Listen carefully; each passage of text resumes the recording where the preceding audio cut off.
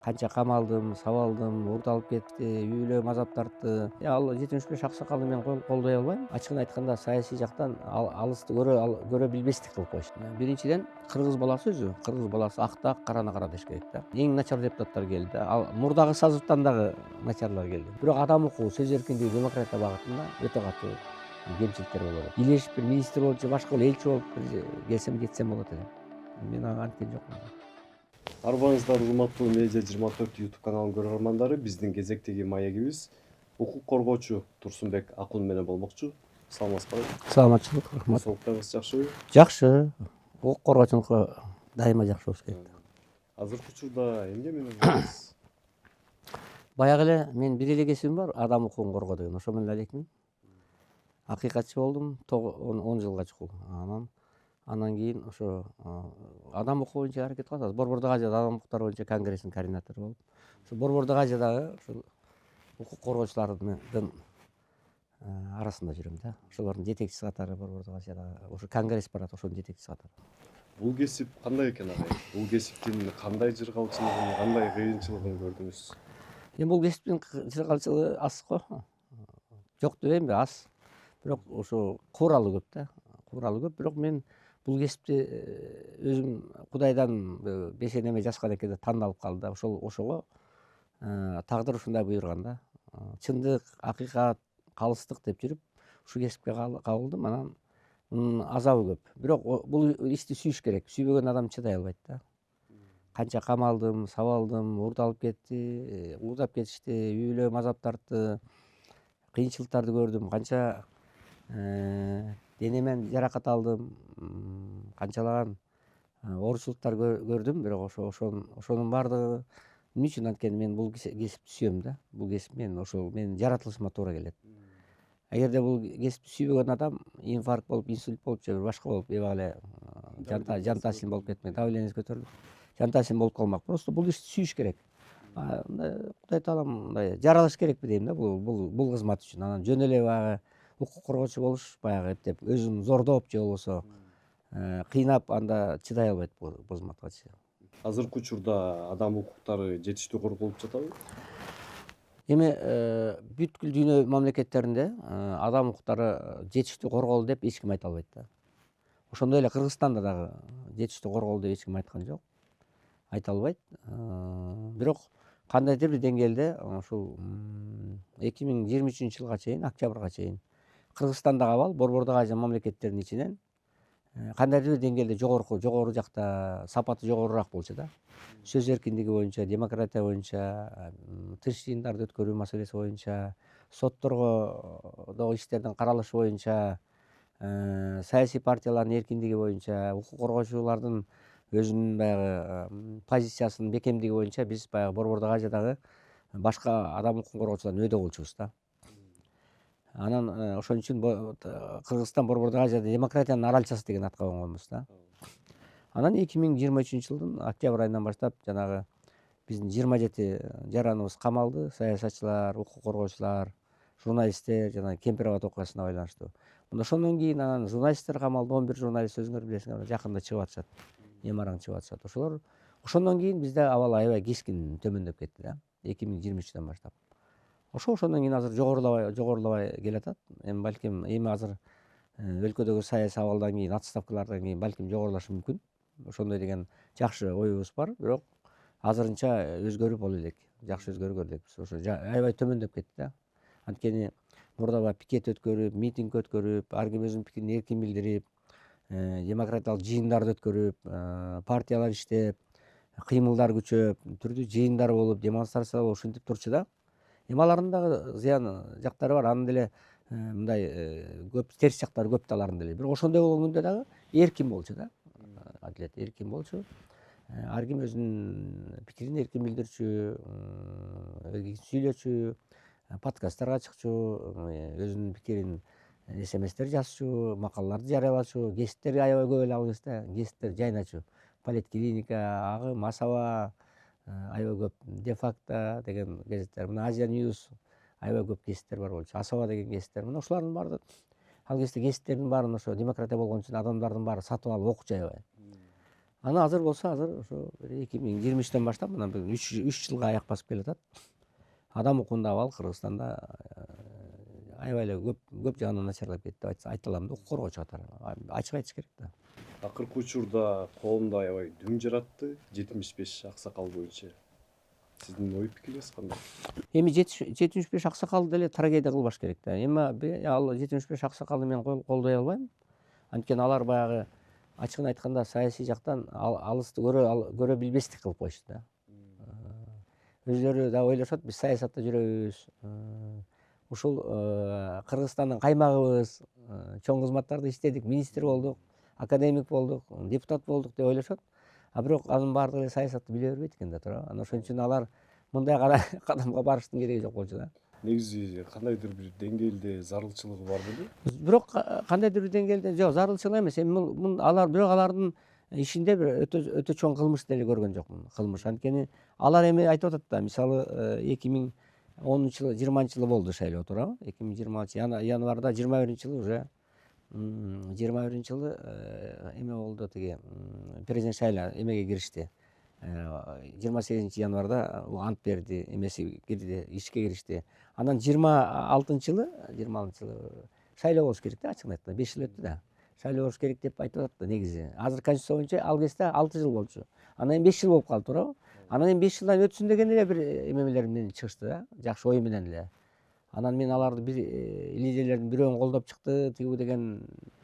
Эгер ошондой жаман ойлор болсо анда туура эмес да. Бирок мен ойлойм, алардын койгон талаптарын деле өтө катуу мындай кылмыш деп айта албайм да. Эми жакшы ой менен өтүп кетсе экен деп ойлоду. А бирок деген президенттин биринчи суроо боюнча 27-жылы январда болуш керек да. Анан президент Конституциялык сотко берди. Конституциялык сот чечим чыгарды 6 жылдан кийин деди да. Анан бирок 6 жылдан кийин болгондон кийин анан кийин анда эмесе президент 6 жыл бүткөндөн кийин дагы бир срокко гана катышса болот. Анан дагы 2 срокко барам десе анда баягы эмне аппетити ашып ийген болот да. Анда орустар айткандай өтө кооптуу болуп кетет да. Ошон үчүн байкаш керек да, мындай эмели саясий митамдык кылбаш керек да. Ошон үчүн мен ойлойм. Бирок булар эми жанагы Камчы Кыдыршаевдин эмесинде болуп, кабылдамасында болуптур. Анан кандайдыр бир материальный кызыкчылыктарга жол берип коюшкан, алар дагы бир сый эме тамагын беришкен, сый эмелерин каражаттарын алышкан дегендей аз болсо дагы. Ошондойлорго алданып анан кол койсо өзү туура эмес да. Бул өзү мындай саясий чайкоочулук деп коет да. Буга жол бербеш керек. Эми мындай принцип болуш керек адамдарда. Мисалы мына ошол эле мен менен жүргөн досторубуз бар, ошолор да чакырган экен. Ал айтты, биз барбайбыз, мындайга катыша албайм, акчасынын да кереги жок дептир да. Принципиально адамдар ушундай кылат да. Учурда көп байкайбыз. Айрым саясатчылар ошол бир бийлик кетсе аны жамандайт. Башка бийлик келсе аны мактайт. Ал ошол эле бийлик кайра кетсе Анда жамандайт. Негизи туруктуулук болуш керек да адамда. Жакшы суроо бердиңер, уулум. Биринчиден, кыргыз баласы өзү, кыргыз баласы акта караны кара деш керек да. Ата бабаларыбыз улуу муундар, биздин ата бабаларыбыз, аксакалдар, биз ошол үлгү алып өскөн адамдар ошондой болгондой айткан. Бетке айткан сөздүн зары жок дейт. Атаңды алып берген атаңды өлтүргөн энеңди алып бер дейт. Ушинтип бетке айткан сөздүн зары жок деп баарын бетке айткан да, кыргыз баласы. Агын ак деген, карасын кара деген. А бирок биз ошол кошоматчылык жолго түшүп алдык көбүнчө саясатчылар. Бийлик келсе бир жактуу мактайбыз, же макташат, же жамандашат, же каралашат. Экөө. Эки эле жол бар. Бирөө каралайт, бирөө мактайт. А негизи бирөө акты ак деш керек, карасын кара деш керек болчу. Калыстык айтыш керек. Бизде ошондой жолго түшүп алышкан да.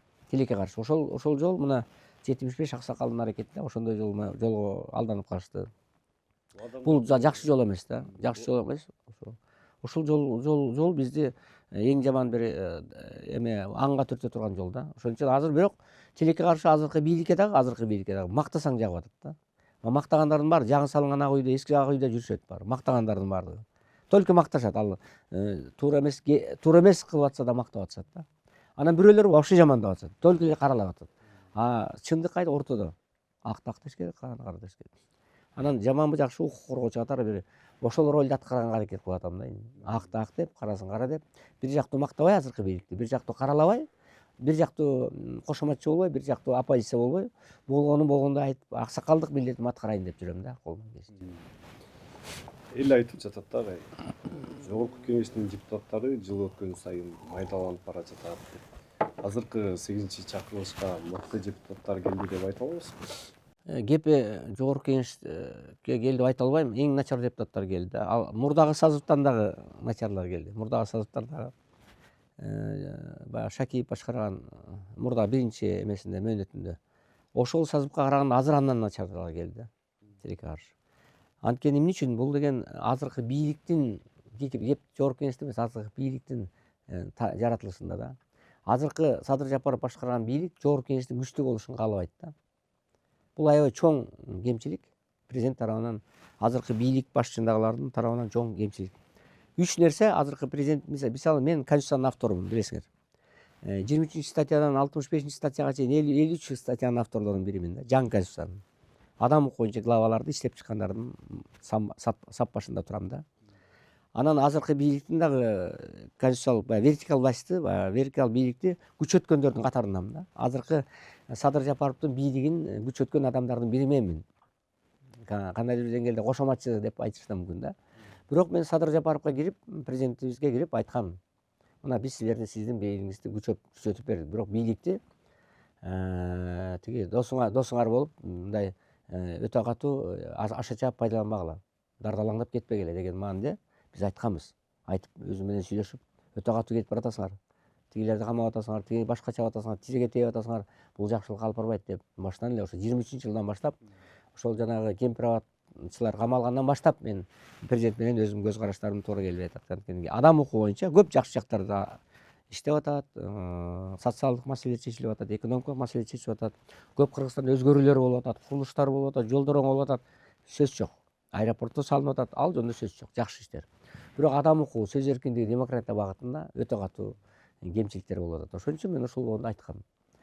Анан ошон үчүн мен ойлойм, парламентти азыркы бийлик аябай баягы жалың куйругун кесип салган аттай кылып койду. Мына аттын куйругу жалы жок болсо эмне болот? Мотоюп калабы? Эмне кандай көрүнүп калат? Парламент ошондой да. Алыс парламент кылды. Анткени эмне үчүн парламент деген 3 функцияны аткарат. Биринчи мыйзам чыгаруу эмеси, экинчи контрольный деп коет, көзөмөл кылуу, үчүнчү представительный деп коет. Ал эме болот да, представитель деген баягы өкүлчүлүк миссияны. Любой жерде кай жерде болсо депутаттын өзүнүн аты бар. Өкүлчүлүк, элдин өкүлү. Экинчиси көзөмөл кылат, мыйзамдарды аткарыш көзөмөл кылат. Үчүнчүсү мыйзам чыгарат. 3 функцияны аткарыш керек. А биздин парламент азыр бир эле функцияны аткарып атат, только ошо эмени. Ушу мыйзам чыгаранга аракет кылып атат. И мыйзамды дагы жогорку бийлик кандай жасап берсе ошолорду аткарып атат. Азыр мына азыркы жогорку кеңештин эмесин, материальный базасын баарын аппарат президентке управдомго бириктирип салды. Кагаз да ала албайт, машина да ала албайт, бүт бар бензин да ала албайт, бүт ошол аппарат президентке көз каранды да. Анан экинчи бүт кагаздардын баардыгы бүт ошол жака көз каранды. Командировкалардын баары ошол жака көз каранды. Материальный жактан көз каранды да. Ал эми баягы мурдагы Текебаевдин, Адакан Мадумаров, Ишенбай Кадырбековдор иштеп турганда, баягы илгерки Айтматовдор турганда, анда алардын управдомдары өзүнчө болчу да. Алар көз каранды эмес болчу. Аткаруу бийлигине көз каранды эмес, өзүнчө болчу. Ошол бийлик, ошол парламент күчтүүрөөк болчу да, күчтүү болчу да. Өзүнүн үнү болчу, жүзү болчу, кээ бир закондорду өткөрбөй койчу, өзүнүн көз карашы бар болчу. Бийлик Акаев, Бакиевдер коркуп турчу. Мисалы Текебаев спикер болгондо көрдүңөрбү кандай? Күчтүү спикер болду. Текебаевди мен көп эле сындап жүрөм, көп кемчиликтери толтурган, бирок спикер болгондо күчтүү спикер болду да. Альтернатив спикер болуп Бакиев айласын кетирип турду да. Анан айласынан кетирди да. Өзү кетип калды. Кетире албай муну. Өзү кетти да, арыз жазып. Мында чындык үчүн айтып коюшубуз керек. Мына ушундай болуш керек. Азыр эми спикерлерди көрүп атпайсыңбы? Кет десе кетип калат. Мына акыркы убактарда эле жаңы шайланып келгенден 12 депутат кетти. Эмне деген эми? Жылкы теппей, жылаан чакпай, өздөрү шайланып келди. 16 миң, 20 миң, 26 миң, 30 миң добуш алып келдик деп мактанышты. Мына азыр зулушуп. Мына ошол эле тиги Шайырбек Ташиев 30 миң алдык, 20 миң алдык, укмуш бизди элди колдойт деди. Эмне болду азыр? Шарт кетип калышты. Эмне? Жөн эле кеткен жок да. Жөн кетпейт да, значит. Бир балекети бар да, значит, бийлик кет дегенден артында бир эмеси бар да, туурабы? Ошон үчүн кетти. Ошон үчүн таза бийликке парламенттин элдин өкүлү болуп келген адам эч нерседен коркпойт. Только элдин добушунан коркуш керек, элден коркуш керек. анан бир байлыгынан бир эмесинен корксо анда мына ушинтип кетип калат да. Бул депутаттарды эл шайлайт. Анан элдер дагы ошол шайлоого мындай жоопкерчилик менен дагы караш керек деп ойлойм. ооба. Ну элден дагы шайлоочулардан да кетип атат. Азыр эми ошол 12 депутатты шайлады. Мисалы ошол эле жанагы канчалаган үй жазылганда жигит шайланбадыбы? Канчалаган үйлөрү чыгып атат, канчалаган апасына 30 квартира жазылган, канча жерлер жазылган. Ошол депутаттар дагы мына азыр камалып атышат, башка кылып атат. Ошолордун баардыгын жакшы красивый баягы сөздөр үчүн, жакшы сүйлөгөн сөздөр үчүн же ийилген рекламалар үчүн эле шайлап коюп атпайбы? Бай экен, анан анча бирдемелерди ыргытып коюп атат. 1000 сом, 2000 сом, 3000 сом берип коюп атат. Аны жанагы өздөрүнүн агитаторлор аркылуу азыр агитатор деген чыгарды мыйзамсыз. Миң чейин агитатор алсаң болот да. Ошолордун баардыгы эмелер да. Ошо агитаторлордун баардыгы ошол акча бере тургандар да башкаларга туурабы? Ошо өзлөрүнүн жактоочуларынын акчасын берет, алып келишет да. Ошонун баардыгы бул мыйзамсыз кадамдар. Оңго чукул эле ишенген адамдар болуш керек. Ал эми 1000ге чукул агитатор алуу деген бул өзү аябай чоң депутаттардын аброюна шек келтире турган кадам да. Ушулар аркылуу анан алар акча берип таратып мыйзамдуу, якобы мыйзамдуу болуп атат да. Мыйзамдуу акча берип атат да. Мына ошон үчүн депутаттар шайлоочулар дагы шайлаганда кимди шайлаганын билиш керек. Мына чырылдаган балдар мына ошол эле мурдагы акындардын башчысы болуп жүргөн жигитибиз ал дагы акталардан өтпөй калды мисалы. Ал өтпөй калды. Мисалы чырылдаган кээ бир жигиттер нарынан өтпөй калды, оштон өтпөй калды. Таза жигиттер голосто добуш жетип өтпөй калышты. Аларды шайлабай койду. Ким байларды шайлаган элдер туура. Байлар болсо келди дагы кет десе кетип калды. Эмне болду эми азыр? Кимдин укугу? Шайлоочулардын укугу кайда калат? Мактанып келбеди эле мисалы кээ бирлер. Биз 20 миң алдык, 30 миң алдык, анан тигинди алдык, кыйратабыз деп туурабы? Эмне болду алар? Кетип калышты. Кет десе кетип калды. Күрөшпөйбү? Эмне үчүн кетишим керек? Эмне үчүн мен мандатты беришим керек? Күрөшө албайт, духу жетпей анткени тияктан иш козгойт, камайт, башка кылат, туурабы? Артында жегени бар, ичкени бар. Мындай менчиктештирип алган мамлекеттин байлыгын менчиктешип алган жактары бар.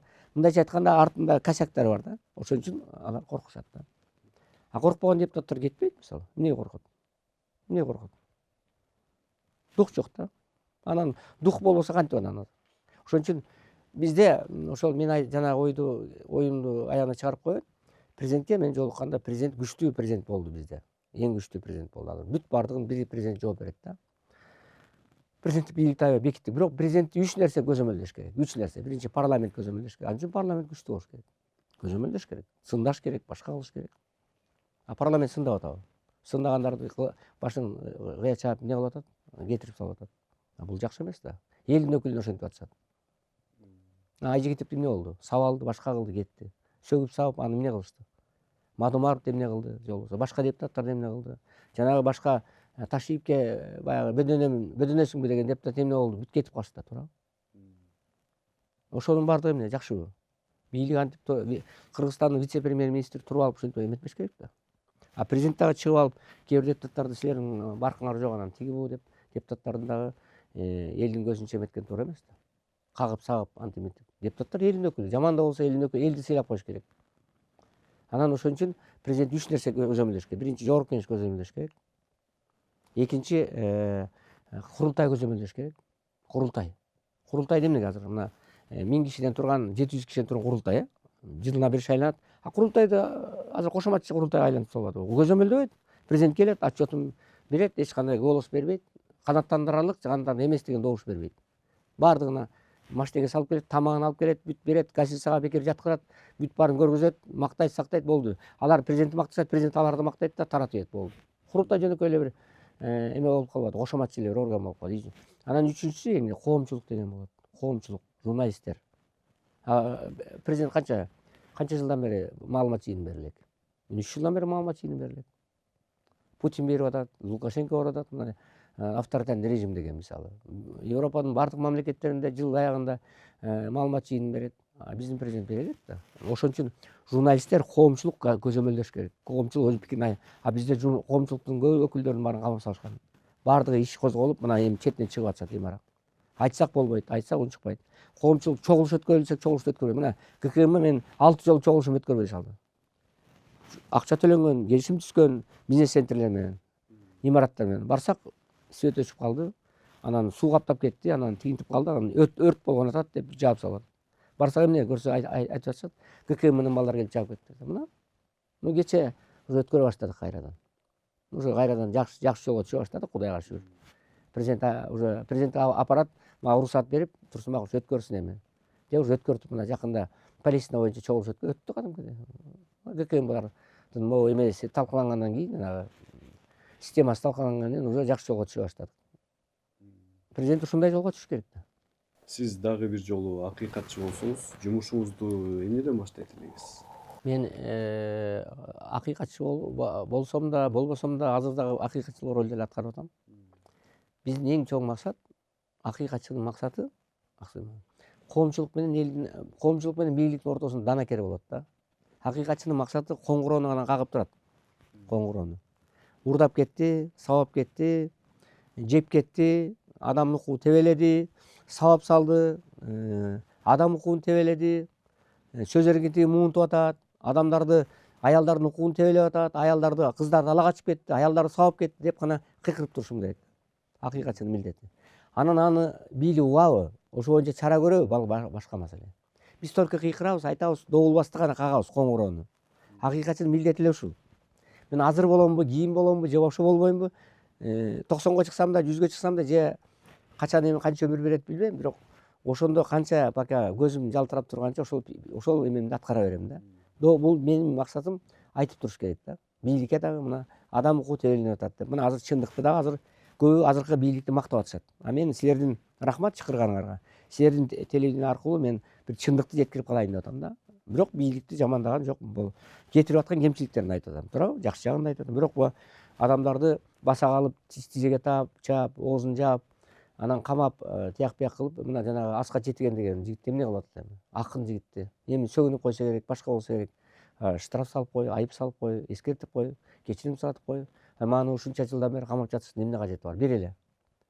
Мисалы ошо жана Болот Темировду колун кайрып чыгарып салды, чет биздин гражданлыктан чыгарып. Эмне болду? Аялын камап салып, мына жакында чыгарып атышат. Баласы тентип арга жакта жүрөт, туугандардын колунда. Эми ушул жакшыбы мисалы? Кемпир абад боюнча эмне кылды? Канчалаган балдарды камады, жигиттерди, саясатчыларды камады. Эми ушуну айтып эле атпайбы? Ушуну айтып жаман көрүнүп атам да.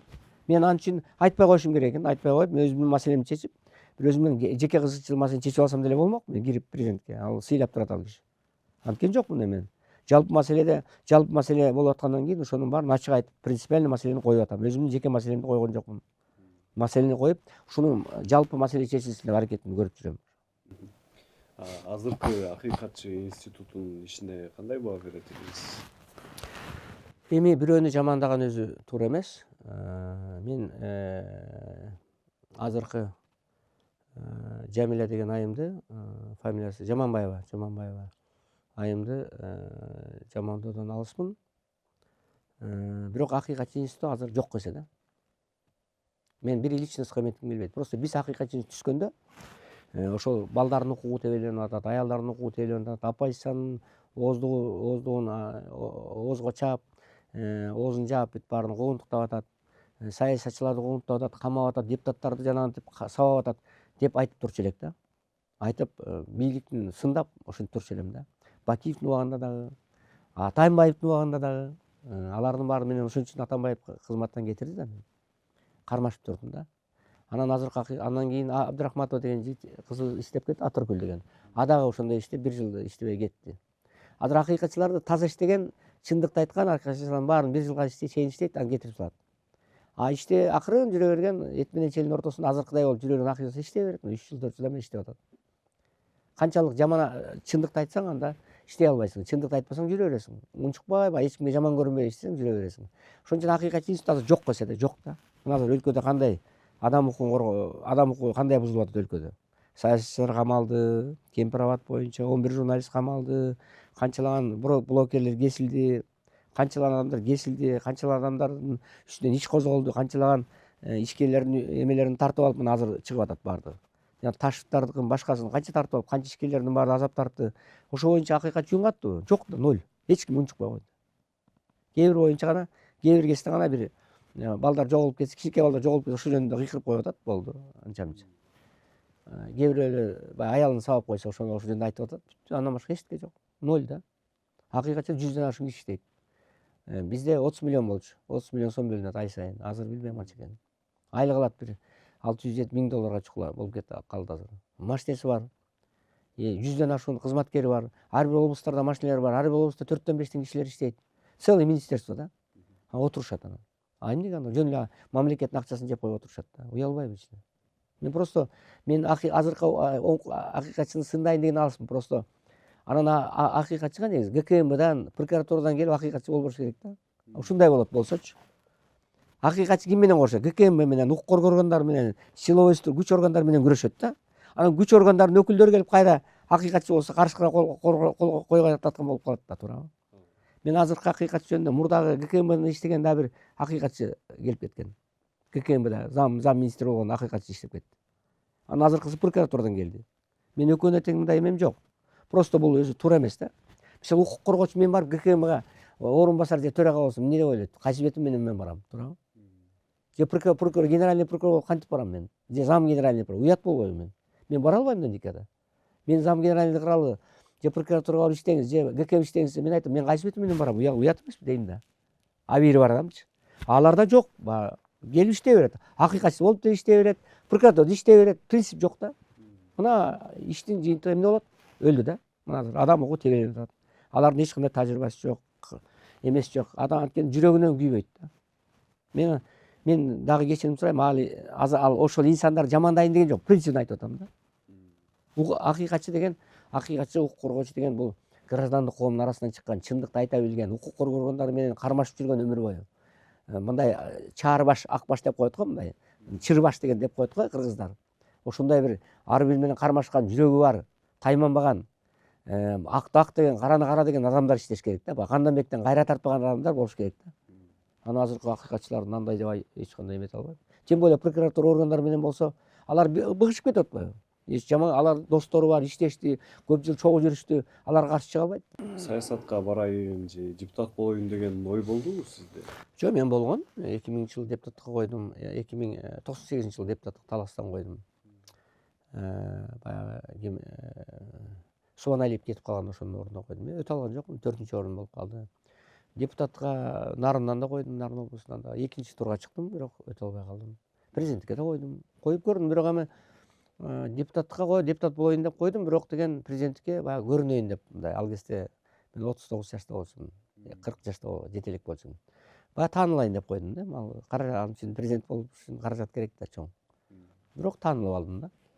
Ушундай коюп көрдүм, анан ал жагынан да сынап көрдүм. Бирок бир чоң максат кылган жокмун да, катышып койдум. Бирок негизи менин жаратылышым өзү укук коргоочу да. Анан башка мен бир бийликке барайын же тигинтиге барайын деп аракет кылам. Эгер бийликке барайын деп аракет кылсам, бүт баары менен чогуу жүрдүм да мен. Акаев менен, Бакиев менен, башкалар менен, алар менен жакшы болдум. Отунбаев менен Илешев бир министр болуп же башка элчи болуп бир келсем кетсем болот эле. Мен анткен жокмун да. Бош убактыңызда эмне менен алектенесиз? Эгерде Турсунбек Акун укук коргоочу болбой калса, анда кайсы кесиптин ээси болмок эле? Мен укук коргоочу болбой калсам, мен өзү чыгармачыл адам болоюн дегем да, кичинекей чагымда. Айтматовдун жолун жолдоюн деп, Чыңгыз Төрекуловдун жолун жолдоюн деп, китеп жазып, жазуучу болоюн деген чоң максаттарым бар болчу. Журналист болоюн деген чоң максаттарым бар болчу. Журналисттикти аябай жакшы көрчүмүн. Анан такыр эле журналист болбой калсам, анда манасчы болуп кетсем болмок. Манас, анткени Манас айтып, кенедей чагыма Манас айтып, СНГ дагы 12 мамлекетти кыдырып, ушундай айтканда дагы мындай жөн эле жаттап айтпай, мындай өзү келип айтып учурлар болот да, ушундай. Анан болбосо бир балким чоң комузчу болот элем, комуз чертип, мындай. Азыр чоң комузчулар бар го, ушул Самара Токтокунова сыяктуу, Уралиев сыяктуу, мисалы улуу адамдар, эжекелерибиз, байкелерибиз бар. Ошолор сыяктуу балким болуп калат элем. Же болбосо бир ветеринария илимдеринин доктору болот элем. Өзү ветеринар врачмын. Өзү кандидат жактайын деп атканда, ошол диссертацияны жазып атканда демократияга кирип кеттим да, бүт таштап баарын. Балким ошондой болот элем. Кыргызстанга балык академик болот элем, профессор болушум керек, мүмкүн эле. Көп эмелер бар болчу, бирок мен ошо тагдыр ушундай алып келди. Эч кандай ойлогон, эч кандай мен кичинекей чагымда укук коргоочу болом деп ойлогон эмес элем да. Бирок тагдыр ошо менин чындык үчүн чырылдаган жайым ошо алып келди да.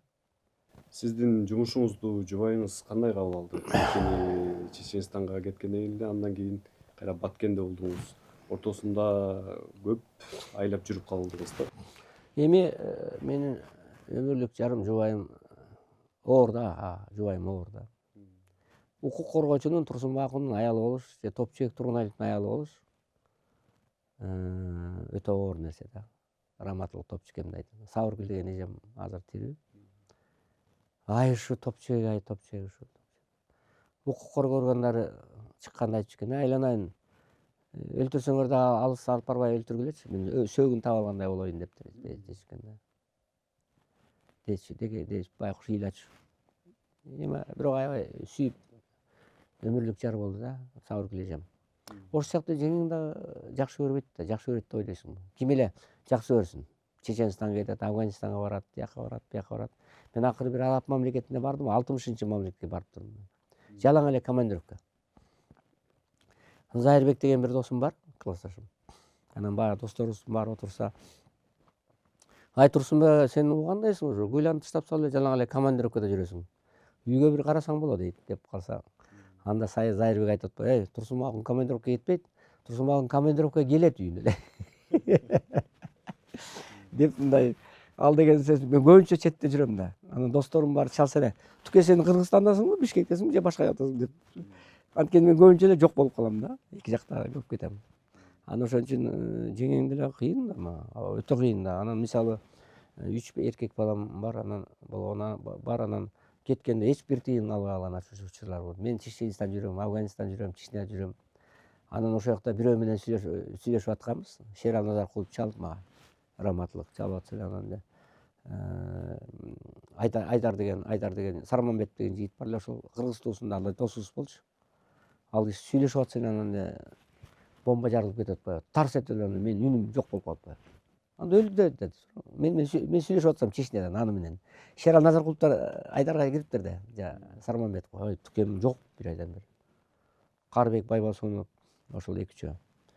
Анан кирсе Таштанбеков деген бар эле, Шаршенбек Таштанбеков үчөө кириптир. Ой Тукем жок, эмне кыласың? Сен чалчы, менин телефонума чалса алып атпаймынбы?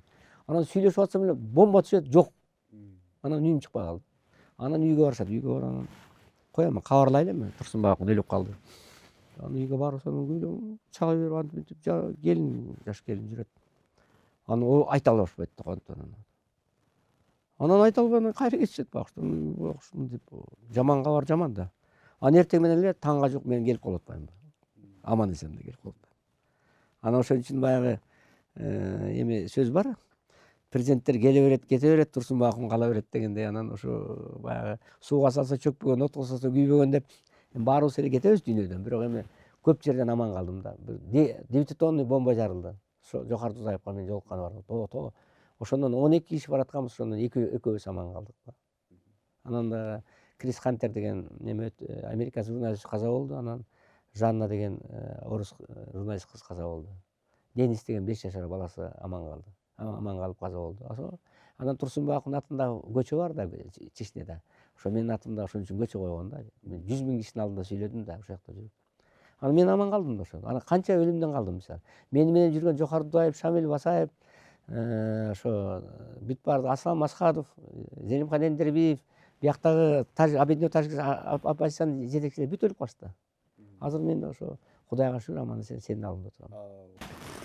Ошолорду көрүп, ошолорду угатып мындай тынчып, артка тартып калуу деген болгон жок. Жок болгон жок эми ал мен өзү ошондой жолду өзүм тандап алдым да. Үйдө баарын чыркап таштап салып бардым да. Мына Баткен окуясында эле эмнеге? Мен көлдө өзүм аялым көлдөн болот.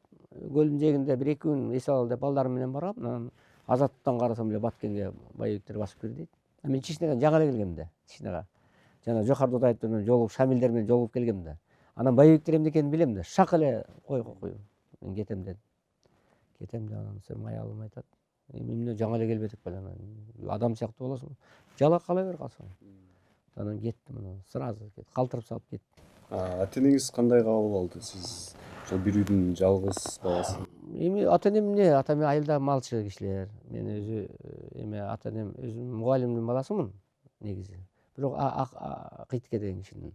Анын атасы акун багып алган, агасы бир тууган акун багып алган, ошо акундун баласы болуп калган. Аны малчы киши болгон. Айылда турат да, мал укпайм да мен. Эрке чоңойгом өзүм анын үстүнө. Бай болуп, бай киши, акун атам бай болуп. Эрке чоңоюп, эрке талтаң болуп кеткен жокмун, бирок ата энемди укпайм да, эмне демей келе албай. Мен кайда кетеримди кайдан билет туурабы? Үйлөмдү жанымдагы жубайымды укпай атсам, анан ал айылдагы адамдар эмне кылмак эле? Бакчыдар эми аман келишкен дейт да. Апам рак болуп ооруп калды, Шаркүл апам, жана баккан апам. Ай балам аман келишкен, апарык болуп, рак болуп. Анан чечнеде 3 ай жүргөндүм анан. Эң бир эле Кудайдан тилегеним апам аман болсо экен. Апама чөбүк салып топурак салып калсам экен деп ойлодум. Анан акыры келсем байкуш апам аман экен. 5 күндөн кийин каза болду. Мен келгенден кийин 5 күндөн кийин. Көрүп калдым да. 3 ай жүрдүм да ошол жакта. Анан ошо Чечняга жүрдүм, Баткенде жүрдүм, анан ошо Баткенден үй бүлөнү таштап салып, анан ошо Баткенге барбадым. Баткенде эч тыйыным жок. Садык шерден бири $50 сурасам, анан эптеп атып $100 берди. Карызга деп сурап кетти. Анан ошо менен Баткенге барган, 3 айлап аяктан жүрүп, согуш токтотуп, канчалаган өлүмдөн калбай Баткенде жүрдүм. Чечняда жүрдүм. 2-3 айлап туурабы. Анан Аксы окуясында жүрдүм, Аксада жүрдүм. Бүт анан Ош окуясында жүрдүм. 90-жылкы Ош окуяда жүрдүм. 2000-жылкы Ош окуяда жүрдүм. 2010догу. Кыскасы баардык Кыргызстандагы эмне окуя болсо Кыргызстанда. Март окуясында жүрүп, 24-мартта бүт эгимдин баары жарылып, билесиңер, сынып. Ошо революция, кыскасы Аксы окуясында, Баткен окуясында, Март окуясында, кыскасы Кыргызстандагы эмне акыркы 30 жылда эмне болсо ошонун баарында Байкем жүрөт да. Сиз өзүңүздүн атаңыздын агасынын колунда өсүп жүрсүз, ата деп. Анан бала үчүн кандай экен бөтөн үй бүлөдө чоңоюш? Эми бөтөн деле эмес, бирок ошентсе дагы башка атаңыздын агасынын ата деп чоңойгон. Мен башка үй бүлөдө эсептебейм да, мен билген жокмун аны. Өз атам деп жүрдүм да, билген жокмун. Анан билгенде 7-класста билгенде аябай катуу, өтө чаң, катуу мага чоң сокку болду да. Мен анткени ошо Байкем деп коем, ошо Кыйтык Байкемдин үйүндө, папашанын үйүндө окуп аткам, Калин деген айылда. Анан берки дөбөлүгө барып справка алып келе кал деди да. Ал деле жаман ой менен жибербесе керек Байкеден. Байке дейм да, папашада. Анан баягы справканы жолдо келатканда окусам, Мусабеков Азизбек Мусабеков Турсунбек Кыйтыкевич Мусабеков Турузбек деп жазылып турат да. Аны окуп анан ошондо билип атам мен 7-класстан. Мен тиги Акундун баласы эмес, Кыйтыкенин баласы экенин дечи. Бул мен үчүн аябай катуу удар болду да. Анан жиним келип 3 күн тамак ичпей, эч ким менен сүйлөшпөй, тияк бияк кылсам, анан Байкем менен урушуп, эч туталанып жүрсөм, анан бир күнү ал киши да ичип алган экен. Ичип алып эми ал өдүлө сүйлөт да. Сен менин балам болосуң деп анан сөздөрүн айтып атпайбы. Анан мен айттым, кайдан билесиз мен сенин балам? Эмне далилиң бар десем, анан мени көтөрүп чыгып атпайбы, метриканычы. Метрик берчи, карайын алып тур, метрик алып тур, анан отко күйүп аткан оттун ичине жагып үйүп атпайбы, салып үйүп атпайбы, көрдүңбү? Метрика жок анда. Кыскасы Мусабек болбой койдум да такырчы. Анан атам анан 10-класска, 9-класстан анан бир Тагаев деген досу бар экен нарында. ЗАГС жагында иштейт экен. Ошол жака келип анан бир идик берип, ал кезде ошондо сүйлөшүп атып, анан 2 чадач кымыз берип атып, анан паспорт жаздырып берген, Акунов депчи. Анан ошо. Анан 2000-жылы анан бүт дүйнөнүн өлкөлөрүнө барып атам да, барсам F дегендер жаман көрүшөт экен да. Чет мамлекеттегилер болду жаман көрөт экен. Анан бүт баарына кыргызча атып салган. Турсун Акун кылып анан соттотуп, анан соттошуп атып, анан соттон Тайкем сот болчу экен. Апамдын бир тууган иниси сот болчу. Анан ал билет да апасын багып алганын. Баягы анан ошону апам ал кезде тирүү, мамаша тирүү болчу ошол, жана мени төрөгөн мамаша. Анан согласиясын берди багып алган үчүн депчи. Соттон Турсунбек Акун кылдым да мен. Фамилиямды өзгөрттүм да, Турсунбек Акун депчи. Азыр баардыгыныкы эле жанагы кыргызча аткандын баарында Тынчтыкбек Чоротегин барбы? Анын баардыгы Тынчтыкбек Чороев мисалы.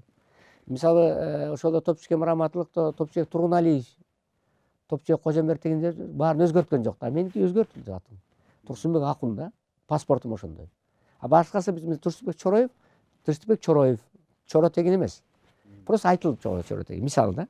А мен өзгөрттүм фамилиямды бүт, кадимкидей. Бул деле бир тагдырдын жазмышы. Тагдыр да. Анан мен балдарымдын баардыгын Адилет ошо Турсунбек уулу кылдым. Аялымды дагы кызы кылдым. Мен кыргыздын балдарына кайрылам, силердин студия аркылуу. Вообще баардыгы өзүбүздүн эмеге өтүш керек да, баягы фамилияга өтүш керек да. Кыргызча фамилияга. Уулу болуш керек, тегин болуш керек. Акун болуш керек, Азамат Алтай, Аким Өзгөн, Турсунбек Акун, эми ушундай да эми. алардын деңгээлине жетпесем да просто айтып атам мындай. Чоротеги мисалы ушу жакшы кандай аталат сонун, мисалы азыр дагы мына Руслан Акун деп атап атат, туурабы? Жанагы кинорежиссер уулубуз, молодец, азамат. Мына ушундайга өтүшүбүз керек да. Анан F деп орустар менен жүрөбүз дагы эле. Ооба. Анан балким өзүңүздүн атаңыздын колунда чоңоюп калсаңыз, азыркы Турсунбек Акын болмок нерсе. Жок, аны туура айтасың, айлана сурооң жакшы. Мен Кыйтке байкем, Кыйтке папам да Мусабековден өтө күчтүү мугалим болчу. Өтө күчтүү кыргыз тили адабияттан берчү. Нарын облусу боюнча биринчи жолу 6 жолу биринчи орунду алып атты. Кыргыз тили адабияты, фонетика, синтетика боюнча, фонетика боюнча, этиш боюнча, башкалар боюнча, анан кыргыз тили боюнча өтө чоң кыйын киши болчу да. Мугалим катары күчтүү болчу кыргыз тили адабияты.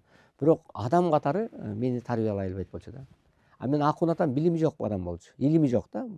Жазганда да билчү эмес. Эптеп эле баягы фамилиясын эптеп атын жазчу. Бирок өтө билимдүү киши болчу ал. Адамдар менен сүйлөшкөндү билчү.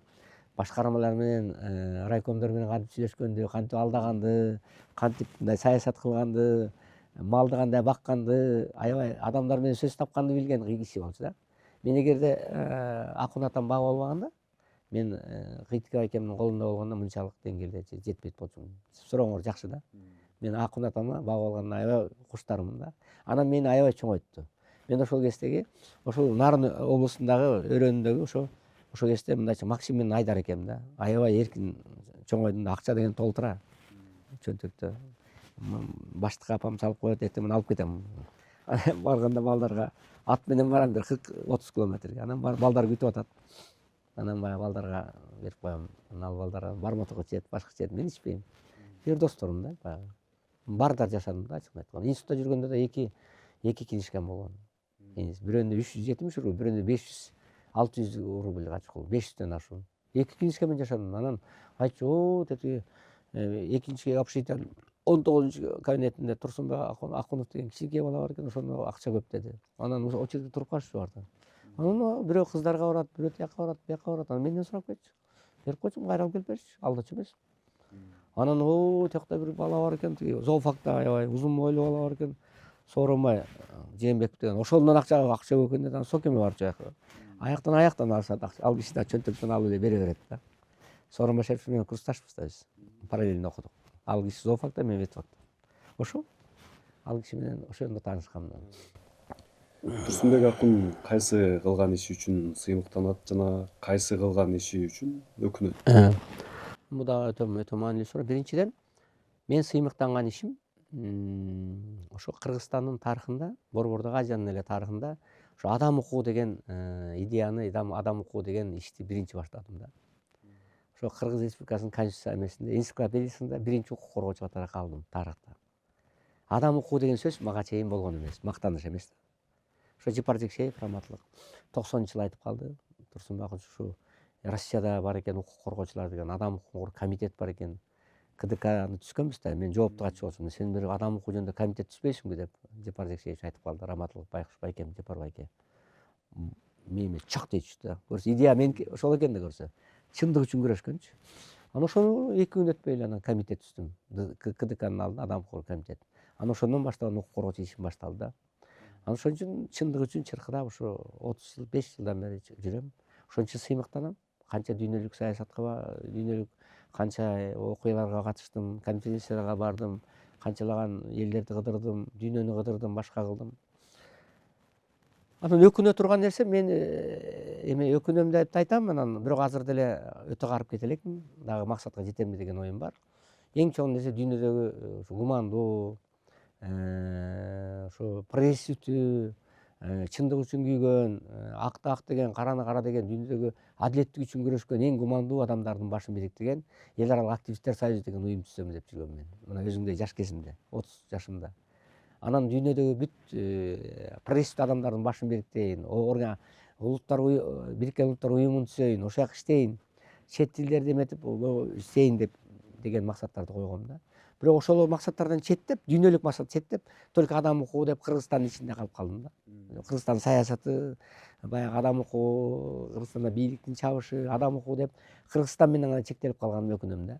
Бирок азыр дагы эми баштап атам да. Азыр геополитикага түшүп, дүйнөгө чыгып, азыр ошол аткарылбай калган нерсемди кеч болсо дагы аткарайын деп аракеттерди көрүп атам. Дүйнөдөгү окуялардын баарына катышып, мына азыр ошол өзүңөр билесиңер, БРИКСке барып келдим, Казанга, Путинге суроо берип, башка кылып, 2000 журналист менен 3 күн катары менен болдум. Анан Рио де Жанейроге бардым былтыр, эмеге, тоже БРИКСтин саммитине бардым, Бразилияга. Эми быйыл Индияга барганда ошо дүйнөдөгү жанагы белгилүү эксперттер менен болуп, дүйнө саясаты боюнча азыр өзүм аккаунт ачып, ошо аракеттерди көрүп атам. Ошо дүйнө саясатына өзүм таасирим тийгизейин деп да. Дүйнөдө тынчтыкты мына азыр Иран боюнча өзүңөр билесиңер, жана Палестина боюнча чогулуш өттүм жакында. Иран боюнча улам 5 жолу бардым Иранга. Азыр Иранда согуш токтотуу үчүн дагы колуман келген аракеттерди көрүп, переговорлорду уюштурайын деп, аккаунттардан чыгып сүйлөп, Израиль менен Американы сындап, ушинтип мына чогулуштарды өткөрүп, колуман келишинче аракет кылып атам. Кайрылуулар да жазып атам Путинге, Си Цзиньпинге, дүйнө саясаты Дональд Трампка токтоткула согушту депчи. Ушинтип баягы биздин президентке кирип, сиз да киришиңиз, Эрдоган да киришип атат, сиз да аракет кылыңыз деп аларга айтып атам. Кыскасы, дүйнөлүк саясатка таасир тийгизсем деген аракетим бар. Ушул эми ошону жашымда жазсам болмок, өкүнүчтүү. Бирок баягы Кыргызстандын эмесинен чыкпай жүрдүм да, баягы баш отум мененчи. Анан эми кеч болсо дагы ошого аракет кылып атам. Ишиңизге ийгилик агай. Эмне күчтүү болуңуз. Рахмат. Урматтуу көрүүчүлөр, көңүл бурганыңыздарга чоң рахмат. Кийинки берүүлөрдөн көрүшкөнчө саламатта болуңуздар.